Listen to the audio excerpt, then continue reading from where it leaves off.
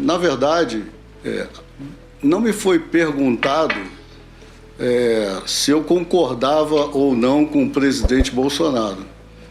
O que eu disse é que o presidente, assim como qualquer outro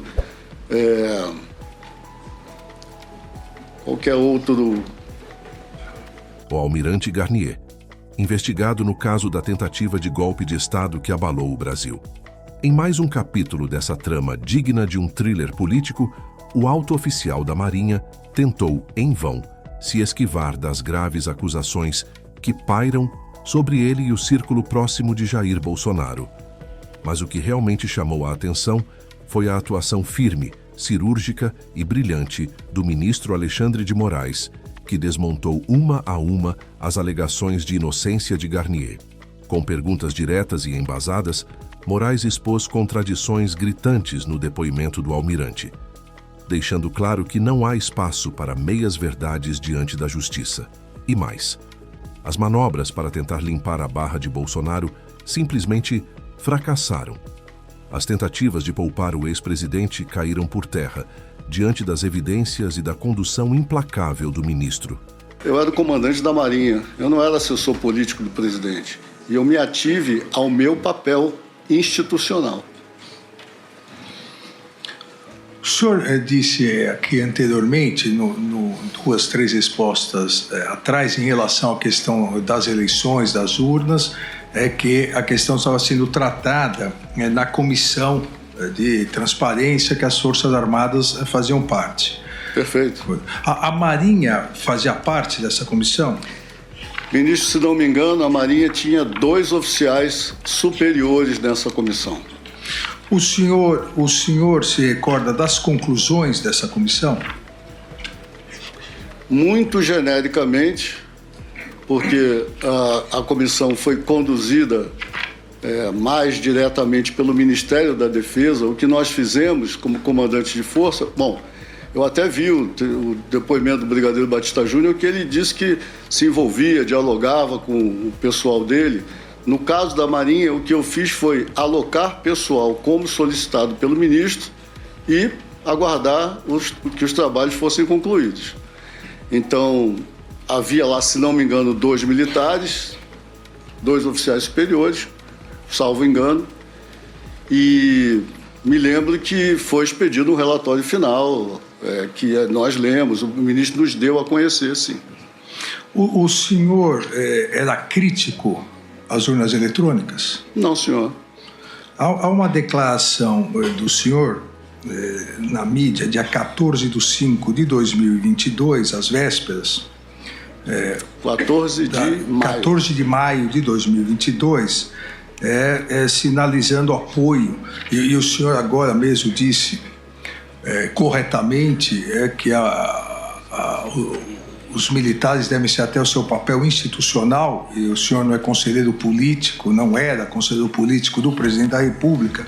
O senhor deu uma declaração sinalizando apoio às falas do presidente, então presidente Jair Bolsonaro, sobre a auditoria nas urnas eletrônicas, dizendo, abre aspas, como comandante da Marinha, eu quero que os brasileiros tenham certeza de que o voto deles vai valer, de que quem eles colocarem na urna vai ser contado e que eles escolheram de uma forma limpa, transparente.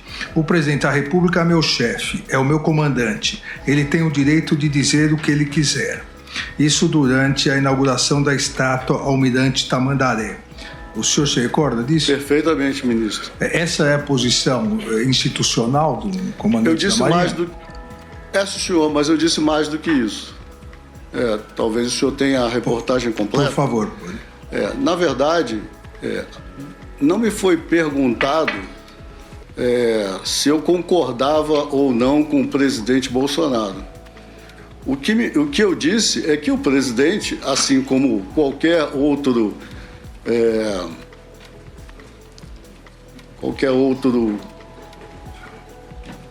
ator eleito pelo povo, qualquer outro parlamentar, tem o direito de dizer e se expressar sobre o que quiser dentro da democracia a respeito de temas que lhe sejam de competência.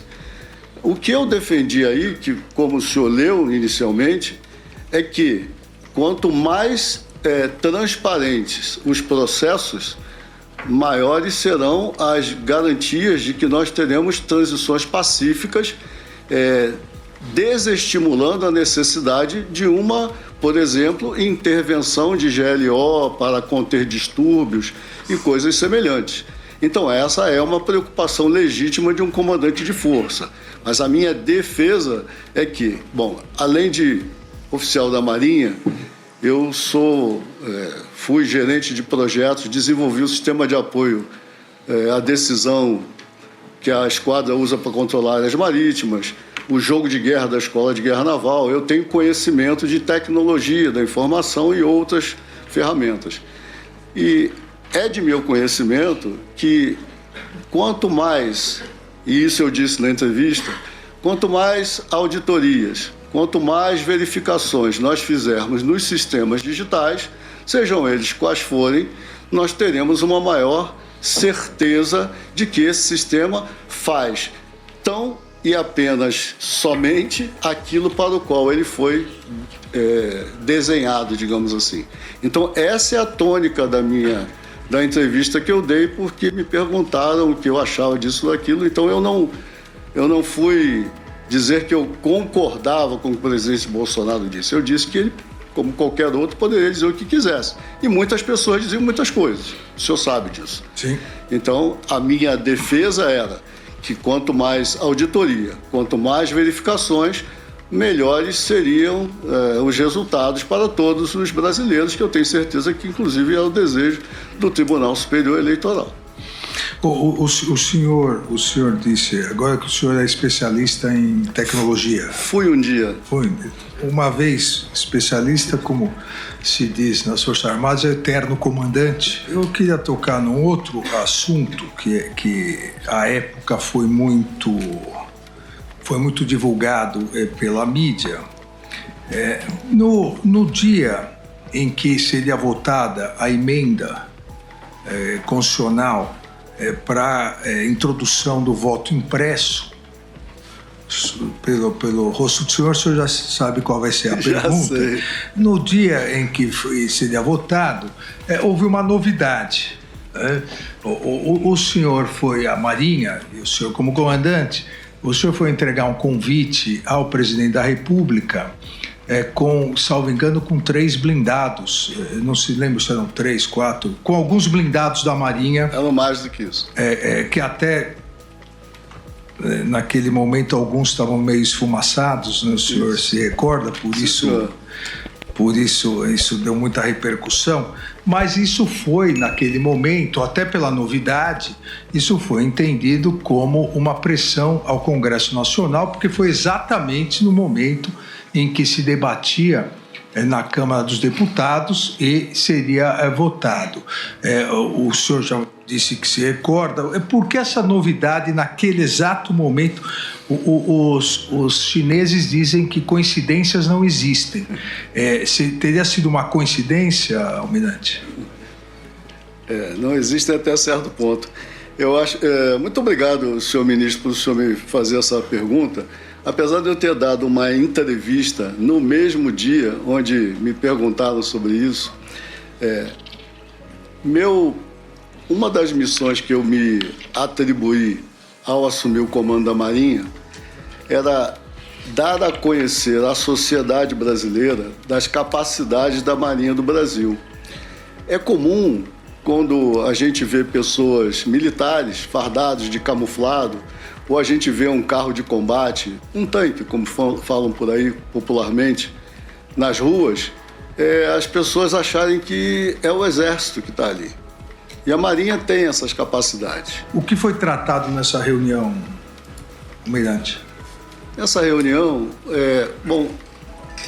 havia vários assuntos, né, dentre os quais o principal era a preocupação que o presidente tinha, e também era nossa, das inúmeras pessoas que estavam, digamos assim, insatisfeitas e se posicionavam no Brasil todo, normalmente em frente aos quartéis do Exército, e aquilo poderia trazendo alguma dificuldade para a segurança pública, não se sabia muito bem para onde ia aquele movimento. E dentre os assuntos tratados, esse eu acho que ocupou uma boa parte do tempo. E houve uma apresentação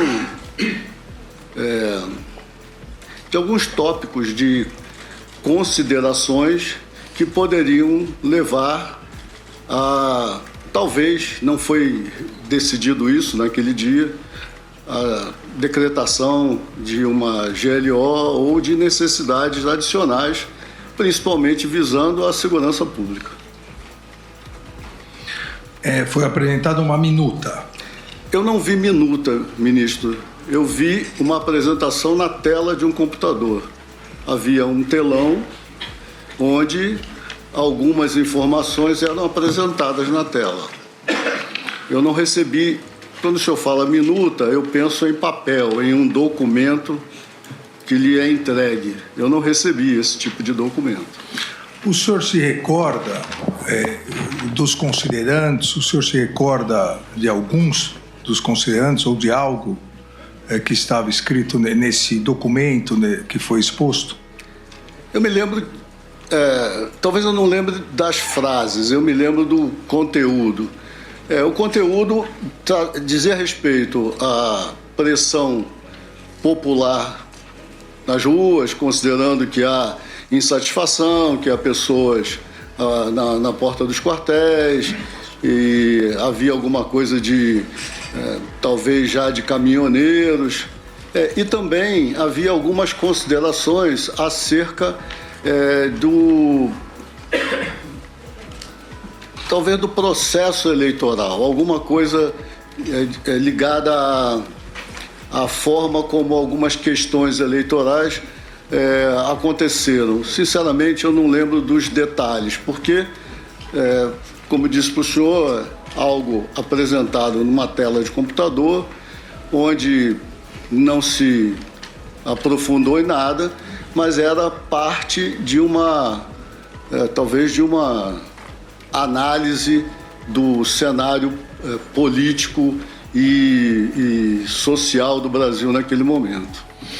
Almirante, seja em relação a minuto, ao documento, aos considerandos, seja na conversa, foi conversado sobre eventual fraude às urnas nas eleições, sobre exageros da Justiça Eleitoral, sobre a necessidade de novas eleições? Senhor ministro, não vejo, não me vem à cabeça a questão de necessidade de novas eleições terem sido discutidas ali. Naquele dia não houve isso. A busca, a ideia de que poderia haver fraudes ou condução ligada, alguma coisa ligada à condução das eleições, de certa forma estava dividida em duas vertentes, uma com a equipe de transparência que trabalhava na transparência eleitoral, tinha um grupo das Forças Armadas que trabalhavam junto ao TSE, que estavam analisando a questão que poderia levar a esse entendimento de se identificou ou não alguma fraude. E, ao mesmo tempo, o presidente também nos colocava a par das questões legais, onde ele discutia através, creio eu, ou juntamente com o partido dele, o Partido Liberal, questões de condução da Justiça Eleitoral, né? Ele nos colocava a par disso. Ele costumava falar. O senhor se recorda se nesses considerandos a conclusão era não só a questão da GLO, mas a decretação do estado de sítio a partir do que se considerava ilegítima condução das eleições? Senhor ministro, neste dia não houve conclusão nem deliberações. Que eu me lembro desse dia foram apresentadas considerações que deixavam dificuldade, vamos dizer assim, na condução do país. Afinal de contas, o candidato derrotado, Jair Messias Bolsonaro, ainda era o presidente eleito naquele período. E preocupava a ele e aos demais ministros, incluindo o da Defesa, qualquer questão que pudesse descambar para algo não muito agradável. Então, essa era a tônica. E não houve conclusões, não houve discussões. Eu me lembro que o presidente interrompeu essa reunião, dizendo que talvez nos convocasse em outro momento, mas que ele estava pensando, era um estudo, alguma coisa que me parecia que ele estava estudando. Ele chegou a convocá-lo novamente? Para esse tema, não, senhor.